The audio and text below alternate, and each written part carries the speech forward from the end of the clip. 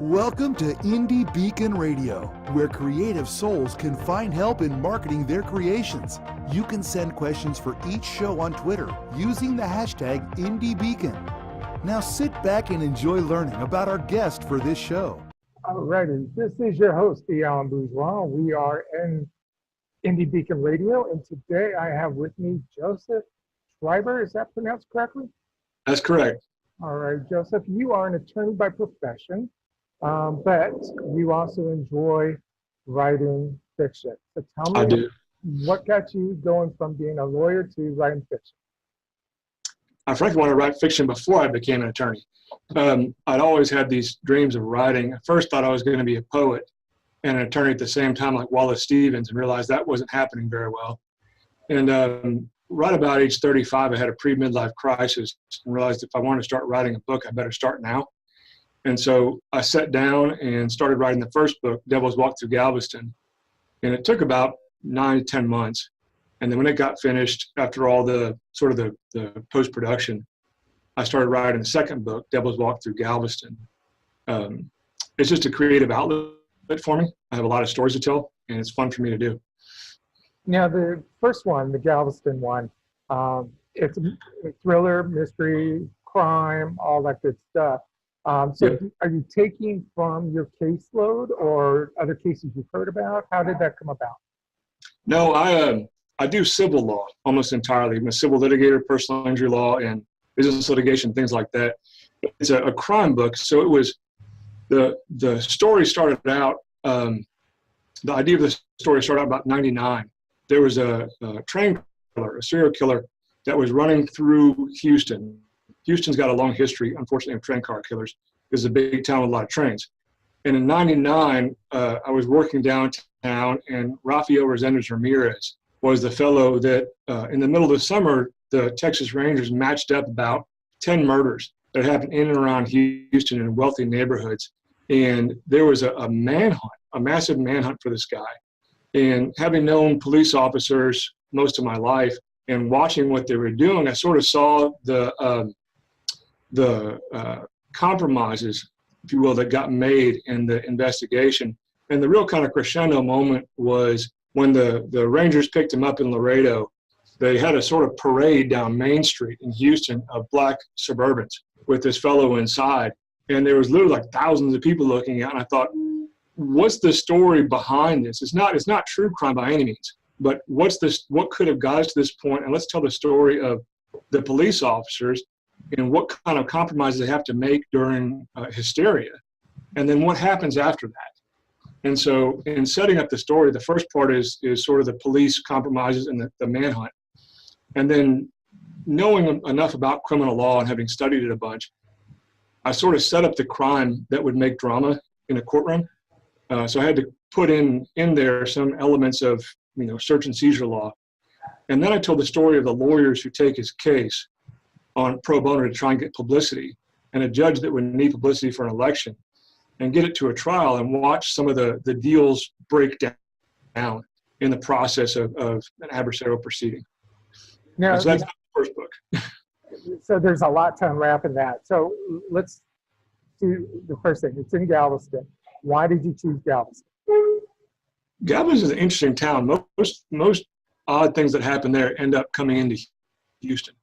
It's always been sort of a eccentric town. It was the biggest city in Texas, not actually all the South, until the 1900 hurricane.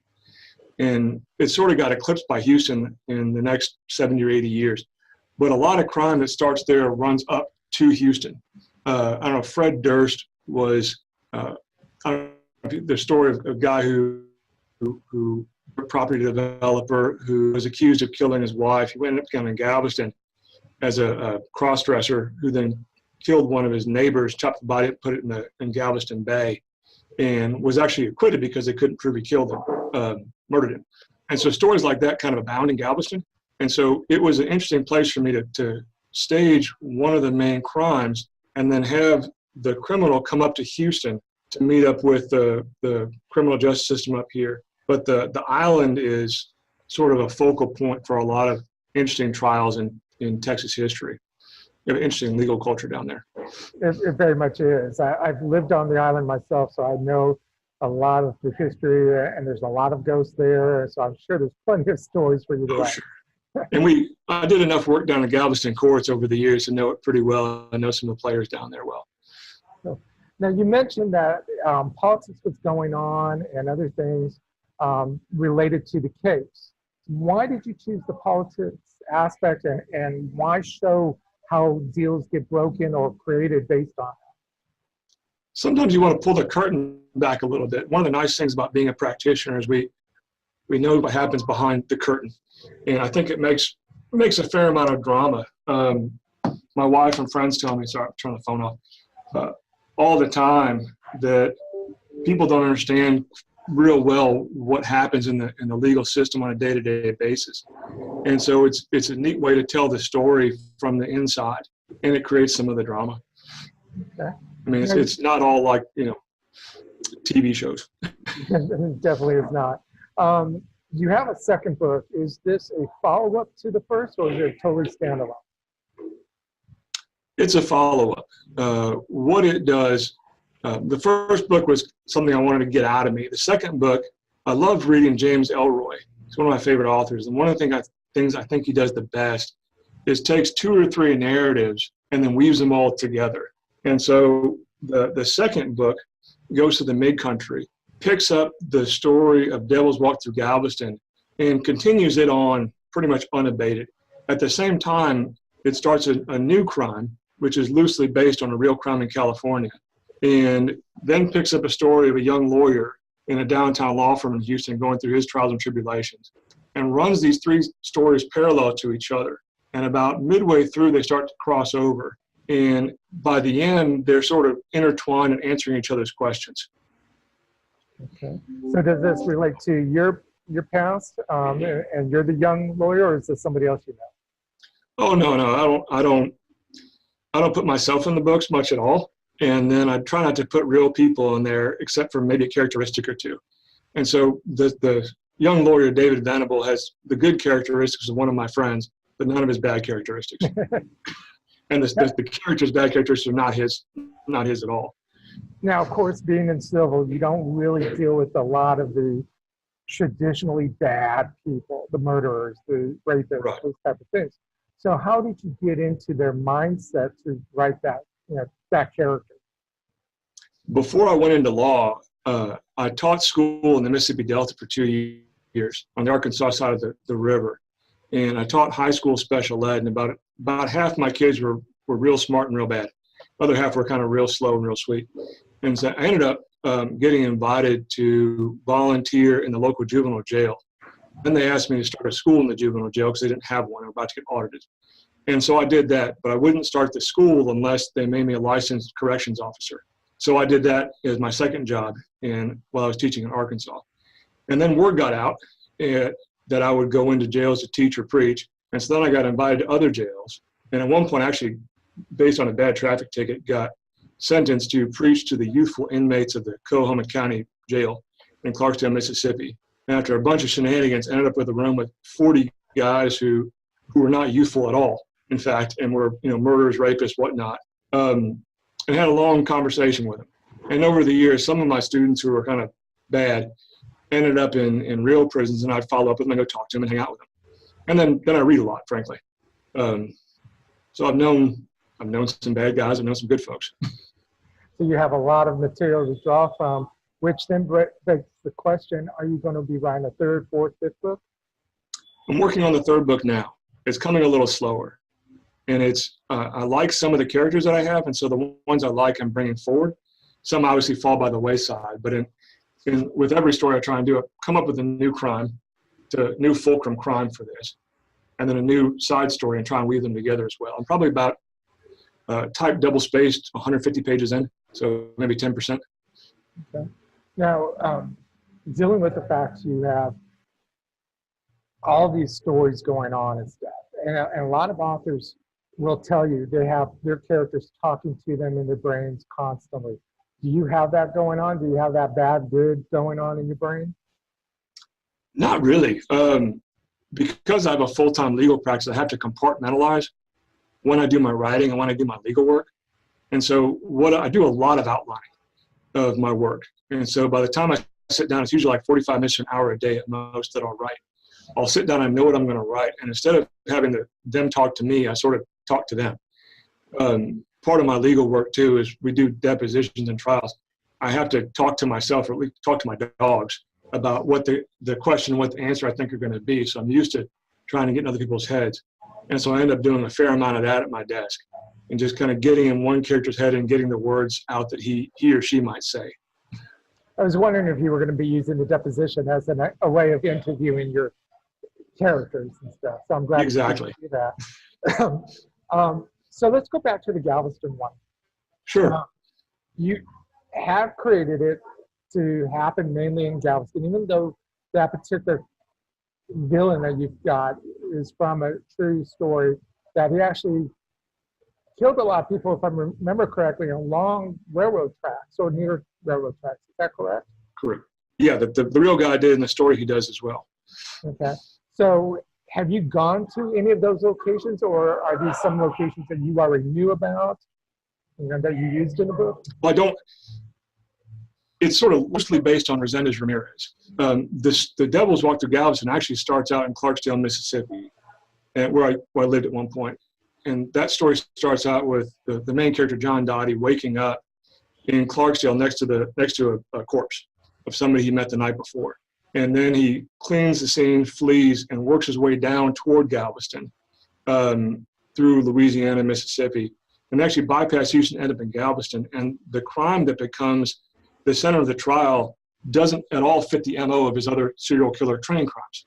It's sort of an accidental death that occurs. And that's the one the police pick him up on. But as far as Resendez's crimes, I don't mirror those at all. Though I know I studied them, but I try not to put my characters in that situation. I don't want to tell Resendez's story. I want to tell a different story. So here's a good question then for your main character that was the accidental murder. That seems like that one crime that a true psychopath would create was his error. Because of that error, that unfortunate crime was the one that brought him down. Is that right? Exactly. And then in the second book, a lot of the second book, like I said, answers the questions of the stories in there, and also the first book questions. What was John Dottie doing in that house in Galveston? Why was he there and not on the train tracks? What became of that? And then also sort of the story after the fact, once the trial is over, what happens to the people who, the husband of the murdered woman who was there? How does his story continue and fit back in with Dottie's story and that of his stepbrother, Judas Chance, who's one of the main characters in the second book? Okay. Well, this is the perfect spot for us to take a break. We're going to let our sponsors do their thing, and we'll be right back. Sure. I am Grace Allison Blair, an award-winning author, motivational speaker, and modern mystic. I have combined spiritual and psychological principles in my nonfiction self-help books under Grace Allison and fiction books under Grace Blair. Go to modernmysticmedia.com to find Do You Have a Dream? 5 Keys to Realize Your Dream, and my novel, Einstein's Compass, a YA time traveler adventure. Love to read? Love to meet authors in person? Then check out bookfestival.network to find a book festival in your region of Texas. We are adding book festival events throughout the year, so sign up to get notices and even a coupon towards purchase of a Texas author's book. Sign up at bookfestival.network.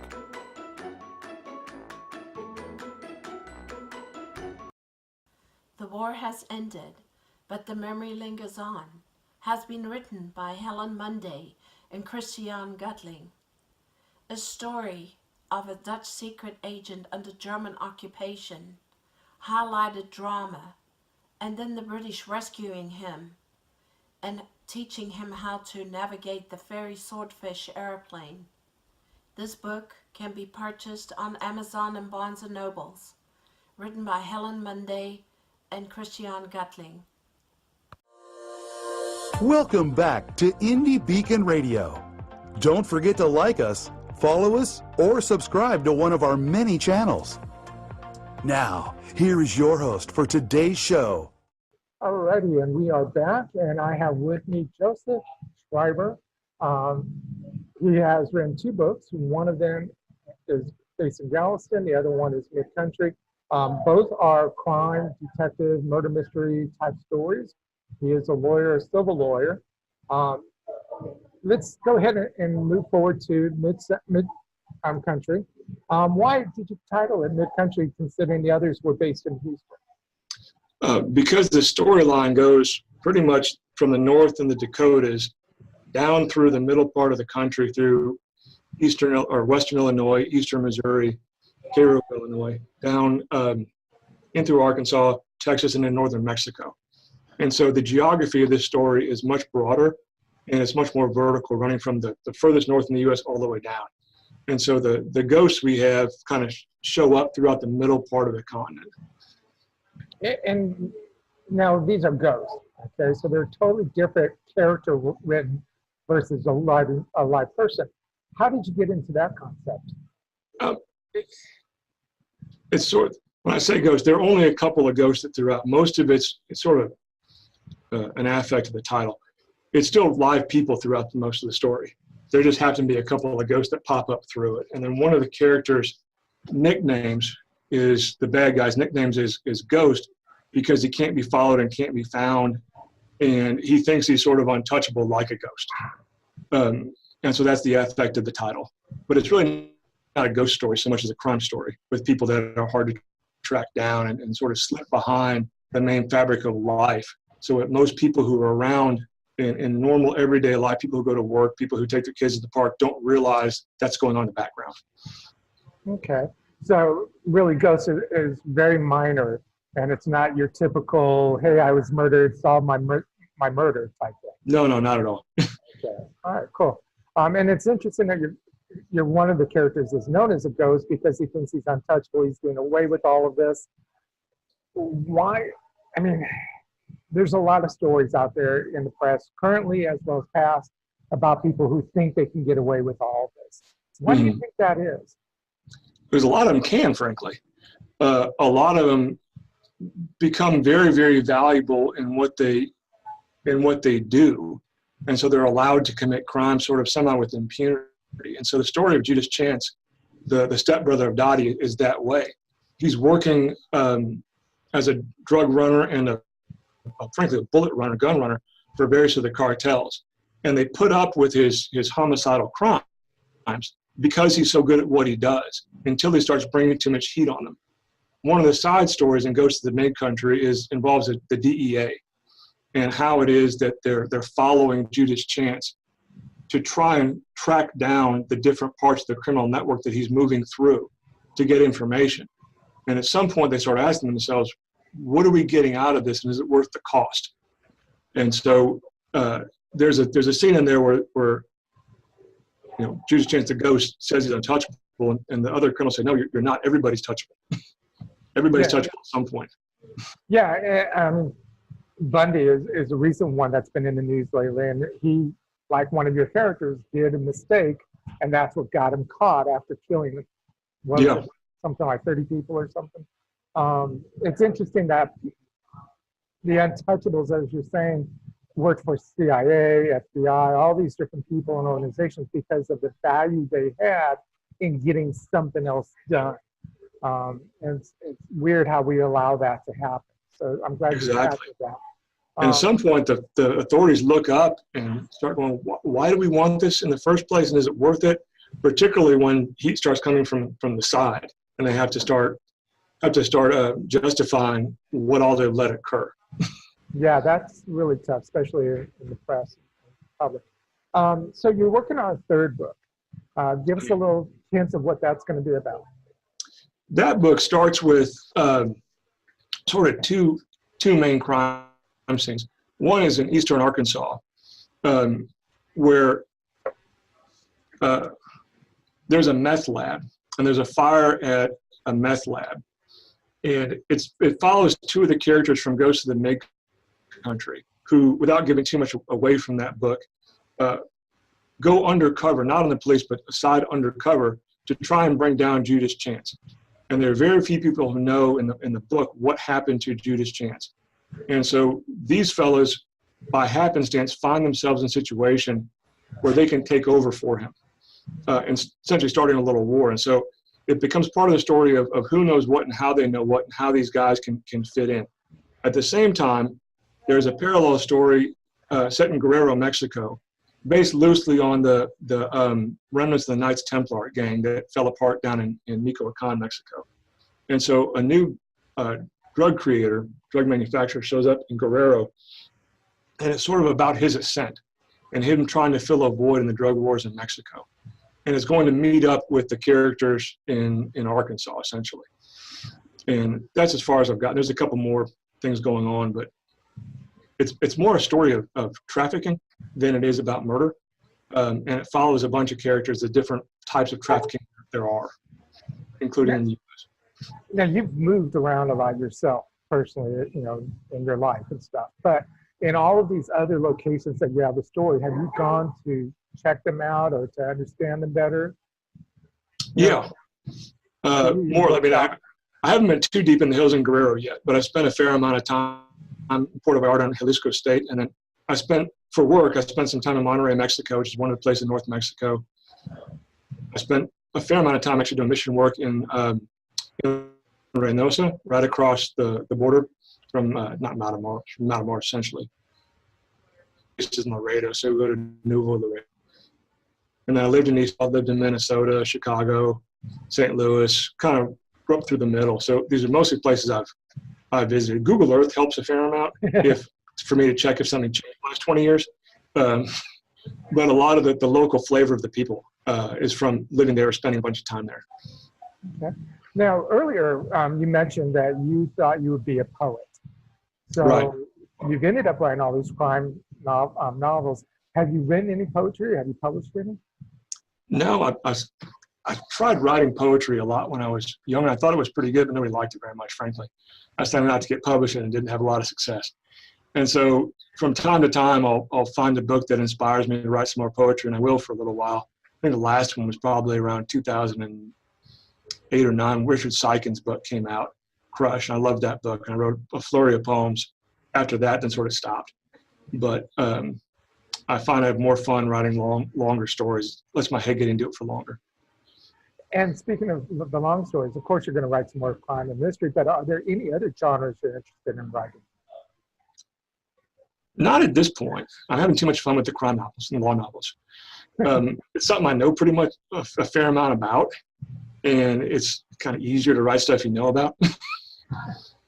So I'm curious, because you had worked with some of the criminals, young ones as well as adults and stuff, any of these stories that you write, are they trying to set things correct? You mentioned earlier that some of these people are able to get away with this because they're needed for other things. So are these stories in some way of trying to set that correct, making them come to justice? Not really, mostly because some of the worst crimes that I knew, people actually got caught a few years ago. There was a massive drug bust in Helena, West Helena, Arkansas, that took down a bunch of gangsters and a bunch of members of the police department in Helena, West Helena. So some of the characters are from that time. The bust happened years after, but you could pretty well see it coming if you knew what was going on. But no, most of the kids I knew who were in jail, their crimes sort of are what they are, and not wanting to offend anybody, I don't write really about them. I don't make them characters. Right. Okay. We are at a point where we're going to take another short break. We're going to let the sponsors do their thing, and we'll be right back. What would you do if you found out everyone on the town council were thieves and murderers? That's what happened in Bandera, Texas in 1873. John Cruder was the marshal, yet he needed to operate outside the law in order to balance the scales of justice. He is the Midnight Marauder. You can find his books on Amazon.com and TopWesterns.com in paperback, digital, and audio. I'm Roy Clinton, and I hope you'll read The Midnight Marauder. Indie Lector is a store for serious readers and indie authors. Find great talent at indielector.store and save money on books with their book club. A portion of the proceeds helps get books into schools and libraries in need. Find a great book to read by an indie author at indielector.store. What started as a love letter to her son has become an international love letter for all parents to their children. Now you can read acclaimed author Shanalee Charbonneau's story to your children. When her son was very sick, she calmed him by singing her own song to him. She turned that song into the book, My Mama Loves Me, I'm Her Little Boy. She wrote 3 more magical books for all parents and kids 6 and under. Available at Indie Lector, Amazon. Alrighty, and we're back, and we have just a few minutes left of the show. I'm with Joseph Schreiber, who's talking with us on Indie Beacon Radio. We appreciate your time, Joseph. Thank you for having me. Real quickly, since we've been talking about your various books and stuff, where can people find them? We sell mostly on Amazon. If not on Amazon, then we have some at Murdered by the Book. But if you go to my author page at Joseph M. Schreiber on Amazon, you'll find me. There's a Joe Schreiber who writes totally different books or fan fiction, sci-fi. That's not me. So we got to put the Joseph in there. And or if you like fan fiction, sci-fi, that guy's great. Totally different genre. Can people follow you on any social media platform? Not so much, frankly. I just frankly don't have time for that. We post every once in a while. There's a Ghost of the Mid-Country Facebook page, but it more talks about where we're going, if we're doing events, things like that, rather than things about my writing. The writing, because of my caseload, when I get real busy at work, I tend to write less, and so I go in spurts. And so we have a real busy spring right now, so I've slowed down on some of my writing, so not much to follow on.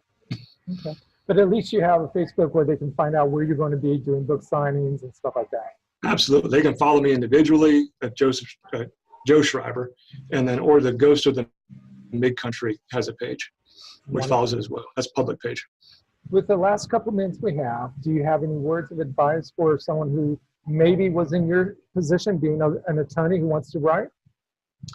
Yeah. When I started trying to figure out how I could write, I spent 10 years thinking I had a book in me and had no idea how to write. And I studied John Grisham and Dan Brown, 2 guys who had full-time jobs and wrote.